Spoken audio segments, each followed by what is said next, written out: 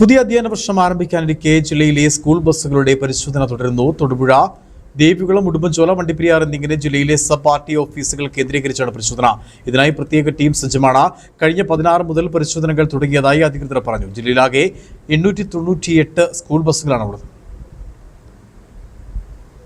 പുതിയ അധ്യയന വർഷം ആരംഭിക്കാനിരിക്കെ ജില്ലയിലെ സ്കൂൾ ബസ്സുകളുടെ പരിശോധന തുടരുന്നു. തൊടുപുഴ, ദേവികുളം, ഉടുമ്പൻചോല, വണ്ടിപ്പെരിയാർ എന്നിങ്ങനെ ജില്ലയിലെ സബ് ആർടി ഓഫീസുകൾ കേന്ദ്രീകരിച്ചാണ് പരിശോധന. ഇതിനായി പ്രത്യേക ടീം സജ്ജമാണ്. കഴിഞ്ഞ 16 മുതൽ പരിശോധനകൾ തുടങ്ങിയതായി അധികൃതർ പറഞ്ഞു. ജില്ലയിലാകെ 898 സ്കൂൾ ബസ്സുകളാണുള്ളത്. ഫിറ്റ്നസ് ഇല്ലാത്ത വാഹനത്തിൽ സ്കൂൾ കുട്ടികളെ കൊണ്ടുപോകുന്നത് മൂലമുണ്ടാകുന്ന അപകടങ്ങൾ ഒഴിവാക്കാനാണ് മോട്ടോർ വാഹന വകുപ്പിന്റെ ഇപ്പോഴത്തെ പരിശോധന. 2 മാസത്തോളമായി ദിവസ സർവീസ് ഇല്ലാതെ കയറ്റിയിട്ടിരിക്കുന്ന ബസ്സുകളിൽ മെക്കാനിക്കൽ പ്രശ്നങ്ങൾ ഉണ്ടാകാൻ സാധ്യതയുണ്ട്. വാഹനത്തിന്റെ ഫിറ്റ്നസ്, വാതിൽ, ജനൽ, emergency door, first aid box, തീ കെടുത്താനുള്ള സംവിധാനം, ആക്സിൽ, ഡോർ ലോക്കുകൾ, ഹോൺ, ഹെഡ്ലൈറ്റ്, ബ്രേക്ക്, ഇൻഡിക്കേറ്ററുകൾ, വൈപ്പർ, ശുചിത്വം തുടങ്ങിയവയെല്ലാം പരിശോധനയ്ക്ക് വിധേയമാക്കും.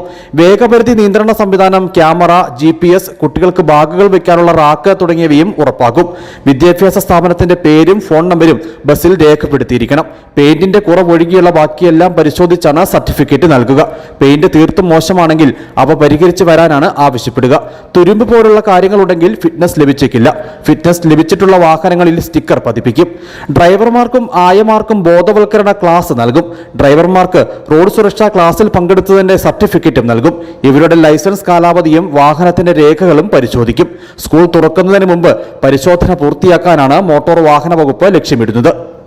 News bureau, Adimali.